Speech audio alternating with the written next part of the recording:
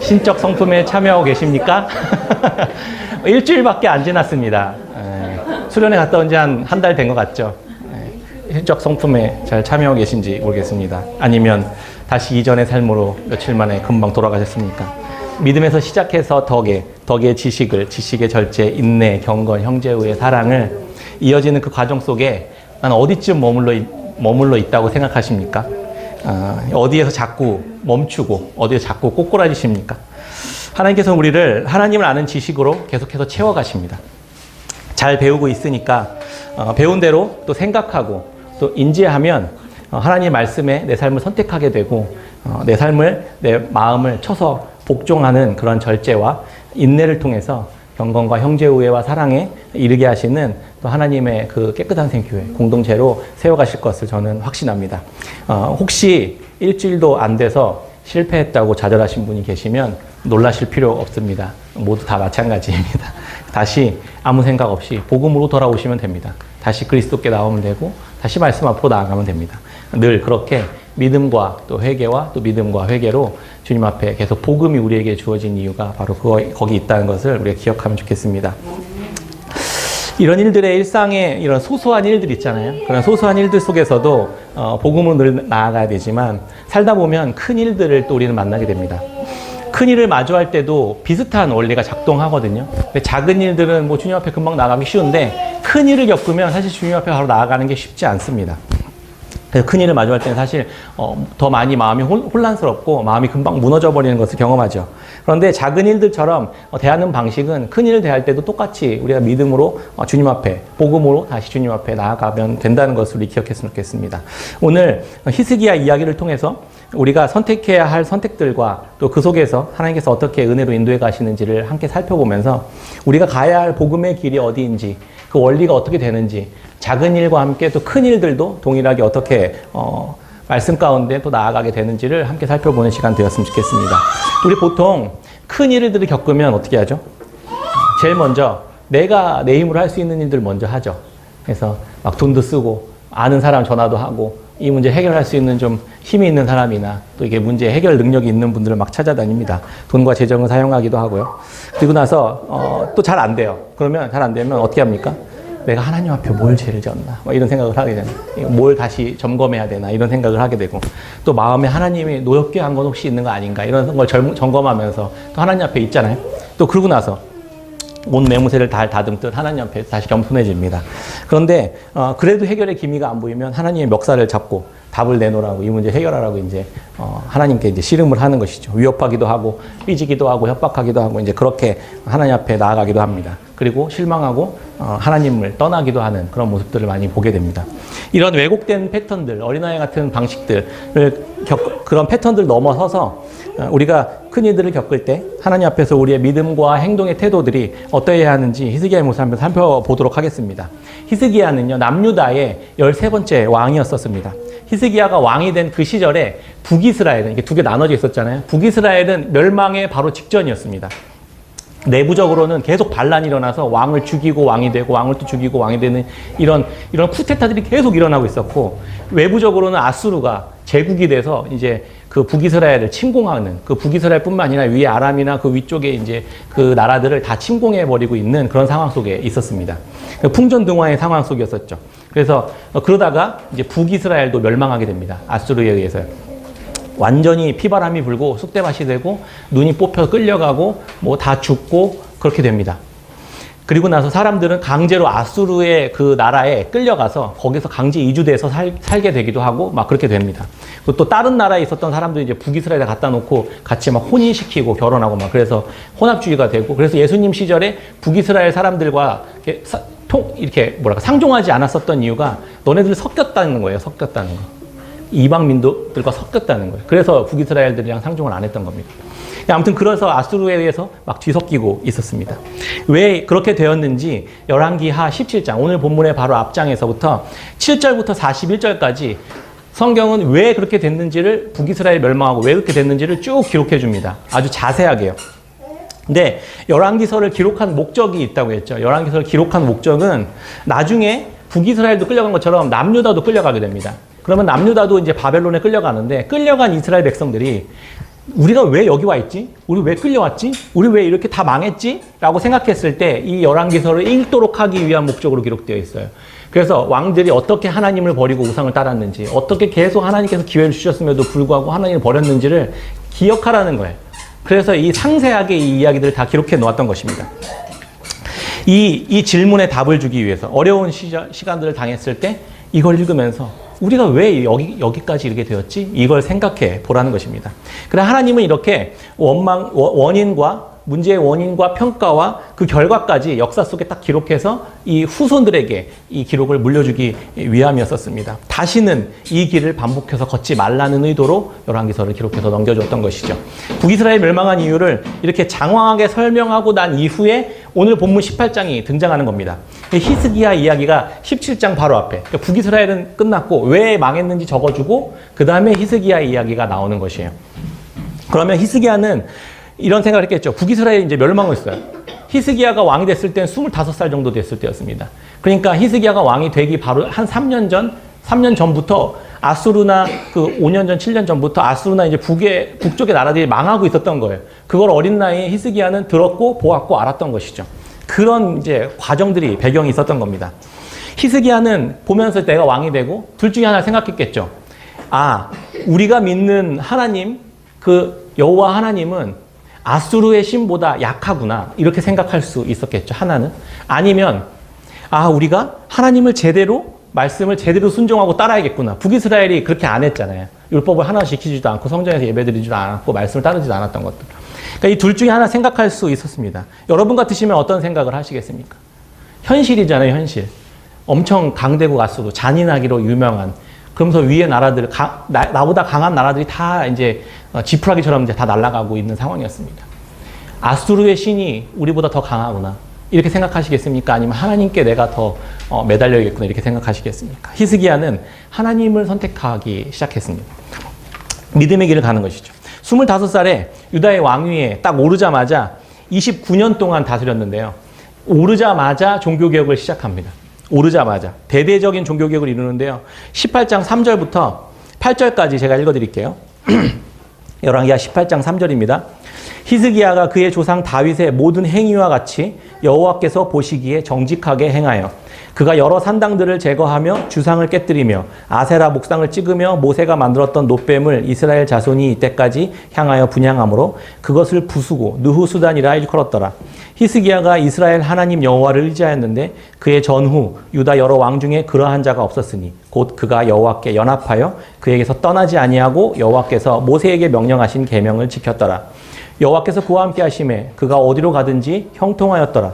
저가 아수르 왕을 배반하고 섬기지 아니하였고 그가 블레셋 사람들을 쳐서 가사와 그 사방에 이르고 망대에서부터 견고한 성까지 이르렀더라. 아멘. 여호와 하나님을 선택하기로 결정하고 그와 연합하기 시작했습니다. 그의 평가는 이스라엘 어떤 왕들보다 높은 평가를 받았습니다. 다윗 거의 다음으로 히스기야가 최고의 왕으로 하나님 보시기 너무 마음에 합당한 왕으로 그렇게 하나님께서는 바라봐셨다는 겁니다. 지금까지 그렇게 뿌리를 뽑으려고 안 됐었던 그 산당들을 다 불태워 없애고 우상들을 다 없애버렸습니다. 제사장들까지 다 처단해버렸습니다. 히스기야의 아버지 그 아하스 왕은요. 아합만큼이나 악랄한 왕으로 유명합니다. 근데 어떻게 그렇게 악랄하고 우상숭배를 철저히 하고 막 자녀를 불에 태우고 막 이러는 우상숭배를 했던 왕의 아들이 태어났는데 히스기야 같은 사람이 어떻게 이런 신앙의 선택들을 하게 됐을까요? 이 어린 나이에 25살에. 저는 그 17장의 이야기가 좀 그 힌트가 되는 것 같다는 생각을 했습니다. 아수르는 점점 힘이 강해지고 제국의 모습을 갖추면서 주변 국가들을 모두 삼키고 있었잖아요. 결국 북이스라엘도 이제 날아갔습니다. 히스기야는 세상 나라의 왕은 믿을 게 못 되는구나라는 것을 알게 되었고 우상들은 아무런 힘도 없구나라는 생각을 하게 되었던 것입니다. 역대하 29장을 보면요. 히스기야의 이야기들이 거기 역대하에도 기록되어 있고 이사야에도 기록되어 있습니다. 이렇게 한 인물이 세 개의 성경 가운데 다 동일하게 기록되어 있는 인물이 거의 많지가 않습니다.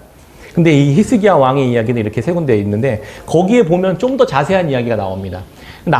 이제 북이스라엘 멸망하기 바로 직전에 한 3년 전쯤에 그 남유다의 히스기야 왕이 딱 됩니다. 그리고 나서 율법을 보니까 절기를 한 번도 지켰던 적이 없는 거예요. 그래서 6월절을 지켜야 되겠다 생각하고 딱 봤더니 레위인들과 제사장이 남유다에 별로 없었던 거예요. 그러니까 북이스라엘에 막 복음을 이렇게 통보해서 우리 같이 드리자. 우리 같이 여호와께 예배하자. 이렇게 하면서 제사 드리자. 이렇게 하면서 보냈어요. 함께 예배하자. 근데 그 북이스라엘 사람들은 그 소식을 듣고 나서 무슨 반응이었는지 아십니까? 냉소적인 반응을. 너 아직도 하나님 믿냐? 약간 이런 방식으로. 제사장 레위인들이 북이스라엘에 또 많이 있었는데 그들은 하나도 거의 참여하지 않고 몇 명만 이렇게 참여하게 되었습니다. 히스기야가 우리 함께 하나님께 나아오자라고 얘기했을 때 비아냥거렸습니다. 조롱하고 조소했습니다. 너무 오랫동안 하나님을 떠나 있었던 사람들은 아직도 하나님을 믿느냐며 조롱했습니다. 다시 말씀으로 돌아오라고 복음을 전해도 냉소적입니다. 하나님이신 예수님께서 친히 오셔서 예수님께 나에게 나오라고 복음을 전해도 아무런 반응이 없는 것과 비슷한 것이죠. 그렇게 살아가고 있었던 북이스라엘의 멸망은 그냥 시간 문제였던 것입니다. 말씀 앞으로 계속해서 돌아오지 않으면 인생의 몰락은 시간 문제일 뿐이라는 겁니다. 이렇게 하나님의 말씀을 소중히 하고 순종하기 위해서 조롱과 비아냥까지 무릅쓰고 복음을 전하고 하나님께로 초대했었던 이 히스기야를 하나님께서 어떻게 사랑하지 않으실 수 있었겠느냐는 거예요. 히스기야는 하나님께 꼭 붙어서 떨어지지 않았던 사람이었습니다. 성경은 이렇게 그를 평가합니다. 그가 가는 곳마다 여호와께서 함께 하셔서 어딜 가든지 형통하였더라. 어딜 가든 형통하고 싶으십니까? 세상의 높은 사람들을 따라다닐 필요 없고 세상의 권력의 암투 현장에서 누가 썩은 줄인지 누가 나를 높은 자리까지 끌어줄 사람인지 살필 필요가 없다는 겁니다. 하나님께 여호와께 말씀께 연합하여서 그분께 붙으면 어딜 가든 형통하게 하신 하나님의 능력이 우리의 삶을 붙잡으실 거라고 저는 믿습니다. 히스기야에게 그렇게 하셨던 것처럼 은혜를 베푸신 하나님의 은혜가 그의 삶을 떠나지 않게 되는 것입니다. 성경 우리에게 그렇게 살았던 히스기야의 삶이 어떻게 보호를 받는지 또 구체적으로 증언해주고 있는 것입니다. 히스기야 왕이 29살이 되는 해에 아수르에 의해 포위가 되었습니다. 북이스라엘이 이렇게 포위가 돼요. 29살 되는 해에 북이스라엘이 포위가 된 거예요. 그러니까 왕이 되고 4년 뒤에 그렇게 된 겁니다. 그리고 나서 3년 뒤에 북이스라엘이 멸망합니다. 그러면 그때 히스기야의 나이가 한 32살 정도 됐습니다. 포위된 지 7년 만에 아수르는 북이스라엘을 완전히 이제 짓밟아 버리고 이제 끝나버렸습니다. 그걸 보면서 남유다의 왕이었던 히스기야는 그걸 보면서 무슨 생각을 했을까? 더 하나님께 붙어야겠구나 이렇게 생각했던 거예요. 히스기야는. 그리고 그러면서 이제 곧 내 차례구나 이런 생각도 했겠죠. 이제 바로 위에 북이스라엘까지 날아갔으니까요. 믿음의 삶이 신앙과 믿음의 영역, 종교개혁을 막 했어요. 그래서 하나님을 믿자고 종교를 다 개혁을 일으켰습니다. 그런데 이 믿음과 신앙, 보이지 않는 믿음과 신앙의 영역이 이제 곧 삶의 현실 속에서 어떻게 드러나야 되는지를 보게 된 것입니다. 히스기야를 하나님께서는 삶의 현장으로 몰아버리시면서 그의 그의 믿음이 삶 속에서 어떻게 구현되는지를 한번 테스트하시는 것 같다는 생각도 들었어요. 현장 속으로 너 믿음이 이렇게 좋잖아요. 막 종교개혁을 일으킬 만큼 사람들을 막 다시 복음 앞으로 성경 앞으로 말씀 앞으로 이끌을 만큼 엄청 개혁을 일으켰는데 그럼 삶의 현장에서는 어떻게 살았을까 하는 거예요. 이 믿음의 영역, 신앙의 영역이 삶의 영역으로 이어져 가고 있는 것을 볼 수 있는 것입니다. 보통 믿음과 삶이 이렇게 분리되어서 현실의 영역이 구별된 채 살아가는 우리 그리스도인들도 많이 있지 않습니까? 예배는 예배고 또 삶은 삶의 방식으로 살아야지 이렇게 살아가는 모습들이 우리 많이 있지 않습니까? 교회 다니면서도 하나님의 삶의 영역 안에서도 하나님의 일하심을 삶의 현장 속에서 경험해 본 적이 별로 없는 거잖아요. 그렇게 히스기야는 그 믿음의 단계들을 넘어서서 이제 현장 속에서 하나님이 어떻게 역사하시는지를 경험하는 그런 과정 가운데 이제 들어가게 됩니다. 39세에 아스루 왕이 남유다를 침공하기 시작합니다. 아스루와의 전쟁이 이제 먼 발치의 일이 아니라 내일이 된 것이죠. 믿음이 머리로만 있었던 게 실제 눈앞에 아수르라는 괴물 같은 그런 제국 앞에서 어떻게 작동하는지를 확인해야 되는 시간이 이제 곧 찾아온 겁니다. 말이 침공이지 사실 얼마나 두려웠겠습니까? 사람들이 다 죽어나가고 피바다가 되고 성전 다 불타고 포로로 끌려가는 이런 것들이 이제 곧 내 바로 앞에 성전 앞에서 일어나고 있었던 겁니다. 내 힘으로는 딱 봐도 감당이 안 되는 상황인 거예요. 아수르의 침략이 시작되고 남유다의 성읍들이 하나둘씩 정복되어 가고 그는 매우 두려웠을 겁니다. 우리는 이렇게 큰 내 힘으로 감당이 안 되는 일을 만나면 어떻게 행동하죠? 아까 그랬던 것처럼 일단 내 힘으로 할 수 있는 일 모든 걸 합니다. 히스기야도 그렇게 한 거예요. 성전에 있는 모든 금과 은을 싹싹 긁어서 아수르 왕 앞에 사신을 보내서 갖다 바칩니다. 은 300, 금 30, 성전에 있는 거 다 긁어가지고 이거 우리가 이제 앞으로 계속 조공을 이렇게 당신한테 드릴 테니까 당신의 종으로 살 테니까 쳐들어오지만 말아주세요. 이렇게 먼저 화친을 청합니다. 근데 어떻게 됐죠? 아수르 왕이 그걸 받아요. 그리고 다시 쳐들어갑니다. 먹튀하는 거죠. 먹고 그리고 또 죽이러 또 들어갑니다. 세상은 늘 그래. 그러니까 세상은 그래서 믿을 게 못 된다는 겁니다. 나한테 화친을 청했었던 근데 나의 모든 재산을 다 강탈하고 나의 생명까지 목숨까지 달라고 요구하는 게 세상의 권세들의 이야기입니다. 그게 현실이죠. 아수르 왕은 다르단과 랍사리스와 랍사게를 보내서 예루살렘으로 가서 히스기야 왕을 죽이라고 명령합니다. 이들은 예루살렘을 포위하고 회유하기 시작합니다. 예루살렘은 견고한 요새처럼 돼가지고 정복하기가 쉽지 않은 그런 성벽이거든요. 그래서 선전선동을 먼저 시작합니다. 어려운 일을 만나서 우리가 막 뭔가 해결하려고 할 때 다 해보지만 잘 안 될 때, 잘 풀리지 않을 때. 근데 그때 우리에게 사탄은 우리를 넘어뜨리려고 거짓말로 조롱하고 두려움을 계속 자극하는 이야기를 계속 우리에게 뿌립니다. 먼저 두려움을 자극해요. 너희들이 의지하고 있는 게 얼마나 헛된 것인지, 무기력한 것인지 아냐? 그때 이제 남유다는 애굽과 이렇게 좀 같이 친밀하게 지냈던 모양이에요. 너네들이 의지하고 있었던 그 애굽이 얼마나 연약한 존재들인지 알겠냐고. 그놈들은 먹고 튀는 놈들이라고 이렇게 이야기합니다. 근데 먹고 튀는 놈들이 자기들이면서 애굽이 그런 놈이라고 이제 이간질하고 거짓말하고 이렇게 하는 것이죠. 그래서 너네 빨리 포기해. 안 그러면 내가 너희들한테 풍성한 먹을 것도 주고 이제 고립되니까 점점 먹을 게 없어지는 거죠. 풍성한 먹을 것도 주고 물도 주고 할 테니까 우리한테 나와. 우리는 굉장히 자비로운 나라야. 우리는 자비로운 왕이야. 우리의 왕은. 이렇게 이야기를 합니다. 그런데 세상은 그런 거잖아요. 계속 우리를 계속 조롱하고 넘어뜨리려 하고 포기하게 하고 생명을 스스로 포기하도록 하도록 계속해서 우리에게 유혹하고 거짓을 뿌려댑니다. 그리고 두 번째는 계속 비우는 것이죠. 비웃어요. 조롱합니다. 너희의 왕 히스기야는 예루살렘 제단 앞에서만 예배하라고 하나님께만 예배하라고 그렇게 얘기하지 너희 중에 너네 냉정하게 현실을 한번 봐봐. 네 손에 들려져 있는 게 뭐고 네 능력이 어떤 건지 한번 봐봐.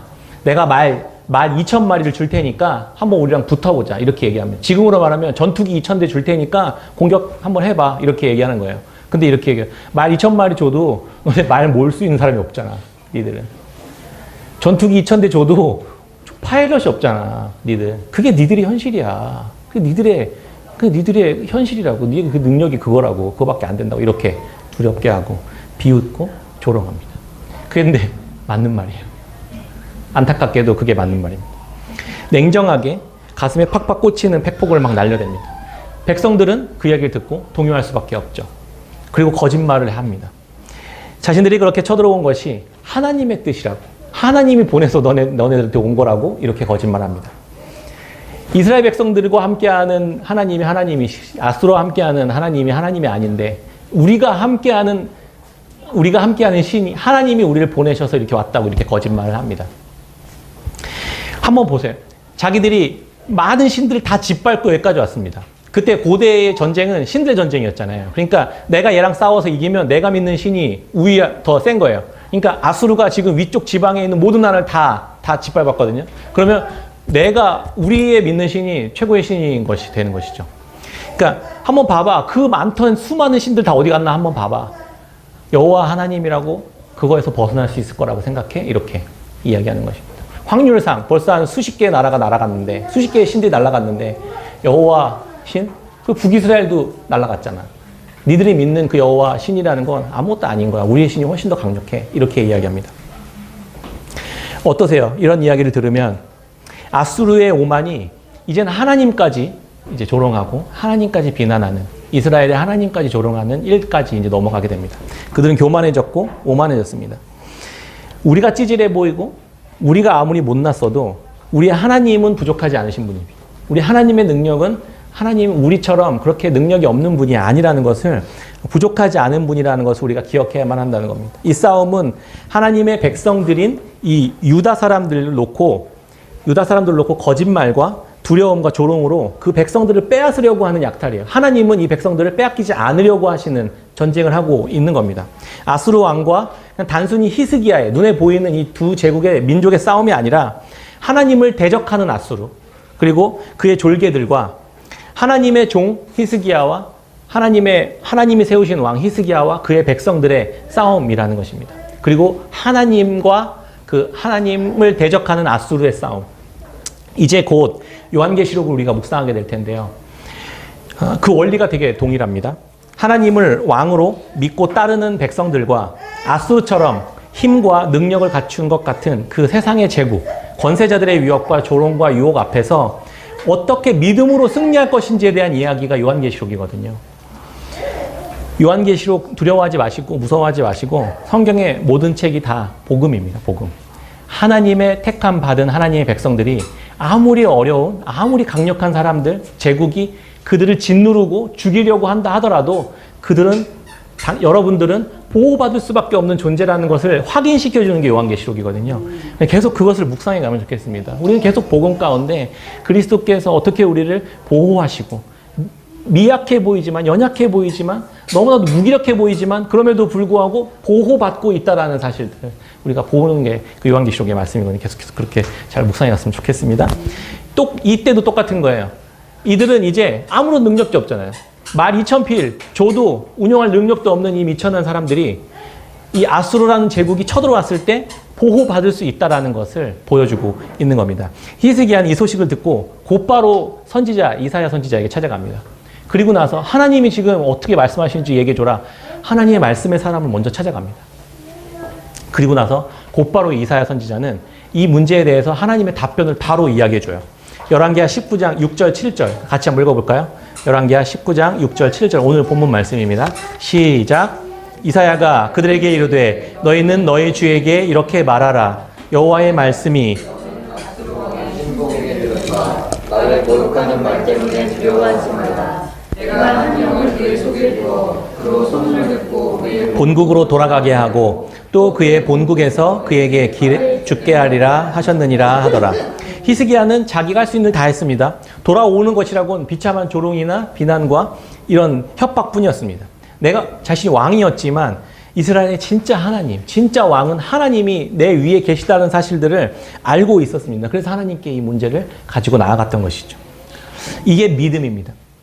내가 내 인생의 최종적인 책임자가 왕이 아니라 내 인생을 붙들고 계시는 진정한 왕이신 그리스도께서 하나님의 말씀이 계시다는 사실들을 기억하고 그 모든 문제를 하나님 앞으로 가져갈 수 있는 사람, 그 최종 권세자를 하나님께 둘 수 있는 사람, 그것이 믿음을 가진 사람들이라는 것입니다. 아수르의 왕, 권력자들이 주권자가 아니라 하나님만이 유일한 하나님이 되신다는 것을 믿음으로 붙들고 견디는 거예요.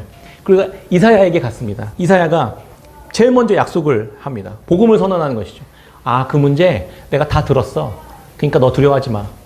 그리고 그 문제 내가 이렇게 해결할 거야. 이렇게 딱 두 절로 딱 설명해 줍니다. 히스기야는 그 말을 들어요. 듣고 난 뒤에 돌아왔더니 현실은 어떻습니까? 복음을 들었어요. 이 문제가 해결될 거라는 약속을 하셨어요. 그리고 현실이 돌아왔어요. 하나도 변하지 않았어요. 아수르의 왕은 여전히 진을 치고 내 눈앞에 있는 겁니다. 그리고 또 다른 편지를 하나, 위협의 편지를 또 하나 보내요. 그런데 하나님께서 그 말을, 약속의 말을 하시고 난 이후에 바로 일을 하나 하십니다. 왜냐하면 아수르 왕이 그 포위한 그것을 이제 풀고 다시 지 나라로 돌아갈 거야. 이렇게 약속하셨거든요. 돌아갈 거야. 내가 그렇게 할 거야. 이렇게 했는데 실제로 돌아가고 있었습니다. 실제로. 근데 히스기야는 몰랐죠. 돌아가고 있는 걸. 근데 하나님은 돌아가게 하겠다고 약속하신 이후에 돌아가는 것을 이야기해줘요. 성경에서.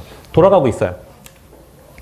왜 하나님께서는 약속을 하고 난 뒤에 약속을 하기 이전에 어차피 돌아가게 하고 어차피 물리실 건데 왜 그 랍사게가 와서 막 조롱하고 모욕을 하고 있는 그것들을 할 때 바로 그냥 진노해가지고 확 없애버리고 이렇게 안 하셨을까요? 잠시 이 텀이 있는 게 보이신가요? 어떤 일이 있었고 하나님의 약속이 있습니다. 근데 이 약속이 이루어지기까지 중간에 텀이 있는 거예요. 저는 이걸 보면서 우리가 그 수련회 때 했었던 거 있잖아요. 믿음의 덕에 지식의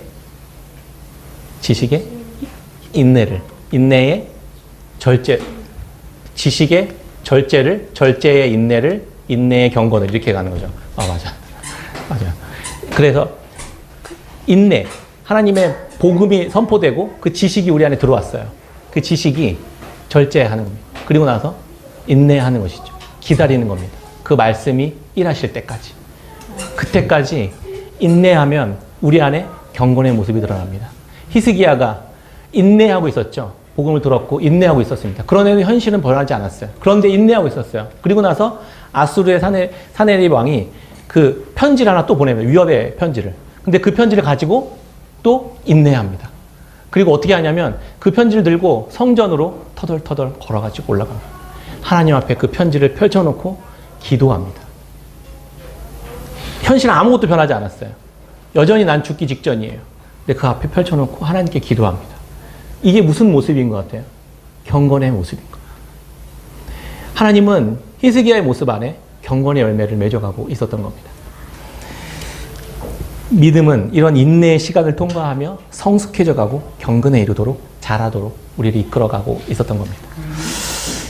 정말로 현실에서는 이 아수르 왕이 라기스에서 군사를 돌렸어요. 왜 그러냐면 내가 다른 사람을 하나 보내서 구스의 왕의 군대가 쳐들어온다는 소문을 보냅니다. 소문을. 그러니까 자기가 했었던 덫에 자기가 빠지는 거예요. 거짓말했던 거에 그 소문을 듣고 이스라엘이랑 전쟁하려고 진을 치고 있는데 뒤에서 구스 왕이 쳐들어온다는 소문을 들으면 등골이 오싹한 거죠. 뒤통수 맞으면 자기가 이제 패배하게 되니까 군사를 물립니다.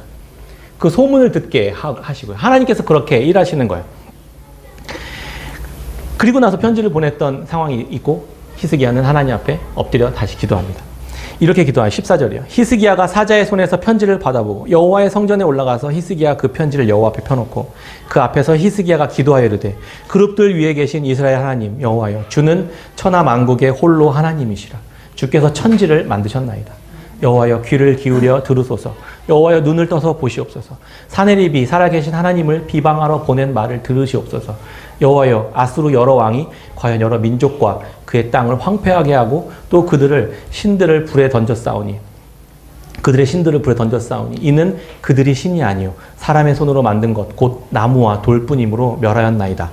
우리 하나님 여호와여 원하건대 이제 우리를 그의 손에서 구원하옵소서. 그리하시면 천하 만국이 주 여호와가 홀로 하나님이신 줄 알리이다 하니라. 아멘. 하나님께서 이 경건의 모습을 일어나게 하시고 율법을 지키고 히스기야는 율법을 지키고 제사 제도를 막 이렇게 했죠. 신앙의 종교적인 삶, 어떤 시스템, 어떤 보여지는 어떤 외형적인 것, 신앙의 어떤 겉모습들 뿐만이 아니라 이제는 정말 하나님과 대면하여 성전에서 제사로 만난 하나님이 아니라 하나님과 대면하여 대화를 나누는 그 진정한 믿음의 단계까지 이제 이르게 되었던 것입니다. 히스기야는 하나님에 대해서 믿음에 대해서 바른 지식을 가지고 있었던 사람이었던 걸로 보입니다. 시간 관계상 이 부분에 대해서는 좀 이렇게 하겠습니다. 예. 마지막 그 히스기야의 기도에 보면 이렇게 기도하잖아요. 아수르 왕이 지금까지 무너뜨렸던 그 나머지 왕들의 신들은 돌과 나무로 만든 정말 인간의 손으로 만든 정말 헛것들이 불과하잖아요. 하나님. 그것들은 헛것들이잖아요. 이제 아수르만 해결해 주시면 정말 하나님이 정말 유일한 하나님이시라는 사실들이 드러납니다. 이렇게 하나님께 간구합니다. 그러니까 날 살려주세요. 나 이 문제 해결해 주세요. 이런 게 아니라 하나님이 어떤 분이신지 드러나도록 해달라고 이 사건을 통해서 하나님께 그렇게 기도하는 것을 볼 수 있습니다. 그러니까 이런 거죠. 학교 짱이랑 붙으면 내가 학교 짱을 이겼어요. 그러면은 학교 짱의 나머지 쫄개들은 저랑 붙을 필요가 없는 거잖아요. 그런 거예요. 아수르만 이제 끝내면 아수르가 짓밟았던 그 모든 신들은 내가 붙을 필요가 없는 거예요. 유일하게 하나님이 최고의 하나님이시라는 것이 드러나게 되는 것입니다라고 히스기야는 하나님께 그렇게 기도하고 있었던 거예요. 하나님이 영광 받으시도록, 하나님이 일어나도록, 하나님이 그 모든 영광을 다 홀로 받으시도록 하나님께 기도하고 있었던 겁니다. 그런데 하나님께서 또 그 기도를 들으시고 내가 너의 기도를 들었다라고 하면서 또 이렇게 장문의 응답을 해주십니다. 그 이사야를 통해서요. 근데 아까 말씀드렸잖아요. 두 줄의 짧은 해결책을 주셨다고. 내가 다 알고 들었어. 그 문제 내가 이렇게 해결할 거야. 이렇게 말씀해 주셨잖아요. 근데 히스기야는 또 중간에서 협박의 편지를 받아들고 너무 두려우니까 성전 앞에 가서 기도했던 거잖아요. 그러니까 그 기도를 또 듣고 하나님의 장문의 또 글을 또 말씀을 이제 복음을 선포해 줍니다. 이렇게 이야기하는 거죠. 그 아수르 왕에 대한 말을 이렇게 길게 해줍니다. 이사야를 통해서 네가 아수르에 대해서요. 네가 감히 누구를 지금 짓밟고 무시하고 모욕했는 줄 아냐? 내 자녀에게 너가 그렇게 한 거야. 이런 이야기를 해줘요. 네가 전차 부대를 끌고 산꼭대기에 올랐다고 그래서 백향목과 소나무들 다 몰고 그렇게 다 진격해 왔다고 해서 물도 퍼마시고 애굽의 강들도 뭐 제국들 다 이겼다고 해서 네 힘으로 한 게 아니야. 그거 내가 너한테 할 수 있도록 허락해서 한 거야. 아수르에게. 그렇게 얘기해주고 있는 거야. 그거 모르냐? 오히려 나에게 그렇게 했다고 너가 대단해진 것처럼 오만을 떨고 오히려 나에게 모욕을 해? 내 자녀를 건드려? 이렇게 지금 이야기해주고 있는 겁니다. 그러니까 내가 그거 가만두지 않을 거야. 너 갈고리에 걸어가지고 원래 나라로 질질 끌려가가지고 칼에 맞아 죽게 할 거야. 이렇게 하나님께서 응답해 줍니다. 히스기야가 그 응답을 들은 거죠. 하나님이 그렇게 대답해 줍니다. 그러니까 동네에서 꼬맹이가 막 얻어 터져서 와 울고 집에 왔는데 아빠가 딱 나가서 이제 해결을 딱 하는 거예요. 동네 형들을 제압해 주는 약간 그런 장면처럼 이렇게 보입니다. 하나님은 히스기야에게 했던 조롱과 멸시와 무시를 히스기야에게 한 게 아니라 그 아수르의 왕이 하나님에게 했다고 히스기야와 하나님을 이스라엘 백성들을 지금 하나로 보고 있는 거예요. 감히 내 아들을 건드려? 내 딸을 건드려? 이렇게 나오고 있는 것입니다. 예수님도 제자들에게 그렇게 하셨죠. 말씀대로 순종하면서 그 살라고 하는 우리에게 조롱하고 권력을 자랑하고 자신의 대단함들을 그렇게 굴복하라는 자신의 말에 따라오라는 그런 세상의 온갖 도전 앞에 그렇게 했을 때 그런 이야기를 우리가 들었을 때 세상은 그거 우리에게 한 게 아니라 예수님께 한 거라고 받겠다고 그렇게 알겠다고 하나님께서 하셨습니다. 그 문제를 내가 너희들을 미워하는 게 아니라 나를 미워하는 거니까 걱정하지 마. 이렇게 이야기해 주시는 것을 보게 되는 것이죠. 주께서 주의 영광을 위해서 친히 일어나고 계시는 것입니다. 이 문제를 친히 해결하겠다고. 그날 밤에 천사를 보내셔서 아수르의 군대 18만 5천 명이 그날 밤에 다 죽어버렸습니다. 다 송장이 되었습니다. 그리고 나서 그 모습을 보고 아수르의 왕 사네립은 도망가게 됩니다. 그리고 자기의 아들들의 칼에 의해 죽게 됩니다. 하나님 말씀하신 대로 그대로 다 이루어지게 되는 것이죠. 엄청난 승리를 경험했습니다. 히스기야는요. 그리고 나서 구원을 받은 거죠. 죽게 생겼던 상황에서 살아났잖아요. 그러면 이 위대한 하나님을 세상에서 경험했었던 히스기야의 삶은 이렇게 해피엔딩으로 끝났을까? 안타깝게도 그렇지 않았다는 게 오늘의 주제입니다. 여기서 끝나지 않았습니다. 하나님께서 세상에서 실제로 경험했던 히스기야는 병들어 죽게 되는 상황을 맞이합니다. 하나님 앞에 다시 기도해서 15년을 연장받아요. 15년 내가 더 살게 해줄게. 이렇게요. 그리고 나서 아수르가 멸망합니다. 이제 역사에서. 아수르가 멸망하고 바벨론이 아수르를 점령하고 바벨론이 이제 남유다를 쳐들어오게 되거든요. 그 쳐들어오기 전에 이제 바벨론이 신흥 강국으로 했을 때 남유다에 한번 찾아옵니다. 사신들을 보내서. 그때 막 자랑하죠. 성전에 이렇게 금도 많고 이렇게 무기도 많고 우린 이렇게 잘 나가 이렇게 자랑하는 모습을 보고 이제 하나님께 심판을 받게 되는 거예요. 그렇게 엄청난 하나님의 도우심, 칼 한 자로 쓰지 않고 문제를 해결해 봤던 그 히스기야는 다시 곧 자기의 힘, 자기의 돈, 자기의 영광, 자기의 명예를 위해서 이렇게 교만에 빠지는 일들을 보게 됩니다. 성전을 가꾸고 아무리 그래도 우리가 그렇게 쉽게 죄에 다시 넘어지고 다시 원래 자리로 돌아갈 수밖에 없는 존재라는 것을 히스기야도 보여주는 것이죠. 그래서 하나님은 우리에게 예수 그리스도를 보내주신 것입니다. 히스기야 같은 왕도 아무리 위대하고 아무리 대단한 업적을 이뤘던 히스기야 왕도 인간 왕으로는 해결할 수 없는 문제, 그 문제를 우리에게 정말 참 하나님이시며 참 인간이시며 참 왕 되시는 예수 그리스도를 우리에게 보내주신 것입니다. 그분은 넘어지지 않아요. 그분은 쓰러지지 않습니다. 우리가 그분 아래에 인도함을 받고 우리 그분과 함께 동행할 때 우리는 계속해서 구원 가운데 나아갈 수 있게 된다는 것입니다. 넘어질 때마다, 쓰러질 때마다, 다시 죄에 넘어질 때마다 다시 우리의 왕 되신 주님께 나아가서 히스기야가 보였던 그런 모습들, 경건의 모습들, 너무 좋은 모습들입니다. 우리가 날마다 다시 하나님 앞에 나아가고 할 때마다 그리스도께서 우리를 어떻게 다시 새롭게 하시고 그리스도께서 어떻게 우리를 다시 구원하게 하실지, 우리는 전투기를 몰 능력이 없지만 하나님께서는 18만 5천 명의 군사를 손 하나 까딱하지 않고 해결하실 수 있는 분이시라는 사실들을 우리가 믿음으로 기대하면서 인내하며 그렇게 나아갔으면 좋겠습니다. 마지막으로 그런데 잘 생각해 보면 놀랍게도 히스기야가 진실한 마음으로 기도를 했기 때문에 그가 구원을 받은 것이 아니었습니다. 이게 무슨 말이냐? 그가 구원을 받았던 건 놀랍게도 하나님께서 하셨던 약속 때문이었습니다. 히스기야가 마음에 드는 경건한 태도를 보였기 때문에 하나님께서 구원하신 게 아니라는 거예요. 하나님께서 다윗과 한 약속 때문에 하나님께서 구원하셨다, 이렇게 이야기합니다. 열왕기 하 20장 34절에 내가 나와 내 종 다윗을 위하여 이 성을 보호하여 구원하리라 하셨나이다, 이렇게 말합니다. 그가 엄청 하나님의 마음에 합한 기도를 했기 때문에 그걸 들어주신 게 아니에요. 순서를 잘 보세요. 히스기야가 종교개혁을 하고 산당을 없애고 우상을 파괴하고 절기와 율법과 제사를 지냈기 때문에, 그게 18장 1절부터 8절까지 이야기거든요. 그랬기 때문에 하나님께 은혜 베푸신 게 아니에요. 히스기야가 기도를 했기 때문에 19장 14절부터 19절 기도했기 때문에 개입하셔서 구원을 약속하신 게 아닙니다.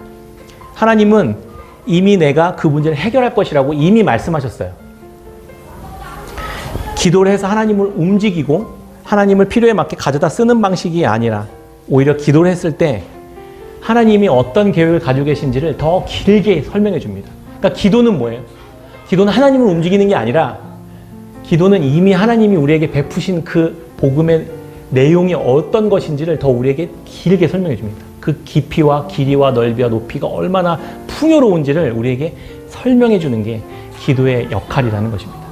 기도를 통해서 하나님을 움직이려고 하는 게 아니라 하나님이 우리에게 이미 약속하신 그 약속, 예수 그리스도 안에서 영원히 우리를 포기하지 않으시고 붙잡고 계실 것이라는 그 약속을 길게 설명해 준다는 거예요. 기도를 통해서. 그러면 그의 믿음이 어떻게 될까요? 더 깊어지겠죠. 두려움 가운데서 해방되고, 무서움 가운데서 조롱과 유혹과 압제와 이런 것들 가운데서 넘어질 것 같은 그러한 위기 속에서 우리를 다시 일어나게 할 수 있는 것. 기도이지만 기도를 통해서 하나님을 움직여서 내 문제 해결하는 게 아니라 내 안에 하나님께서 말씀하시는 그 내용이, 그 구원의 내용이 얼마나 크고 깊고 높은지를 우리에게 설명해 주신다는 겁니다. 말씀을 그렇게 맺겠습니다. 어려운 일을 만나면 어떻게 하십니까? 내 힘으로 열심히 해봅니다. 안 되면 어떻게 합니까? 뭔가 하나님 앞에 잘 보이려고 하고, 뭔가 행동하려고 하고, 뭔가 개혁해 보려고 하고, 물론 그것도 너무 좋은 것들입니다. 그러나 그것을 통해서 하나님께서 일하시는 것이 아니라 내 안에 이미 약속하신 예수 그리스도 안에서 약속하신 그 약속이 내 삶을 이끌어 가신다는 더 깊은 이야기들이 우리 속에서 계속해서 들려졌으면 좋겠습니다. 말씀을 통해서, 하나님을 통해서 우리가 함께 이야기 나누는 그 이야기들을 통해서 우리 안에 그 하나님의 구원의 풍성함이 계속해서 풍요롭게 계속해서 흘러들어오고 깨달아지고 알아지고, 그래서 그 지식으로 인내하고 절제하고 경건에 이르게 되는, 형제 우애와 사랑에까지 이르게 되는 저와 여러분들, 우리 깨끗한 샘교회 성도님들 다 되시기를 주의 이름으로 축원합니다. 아멘.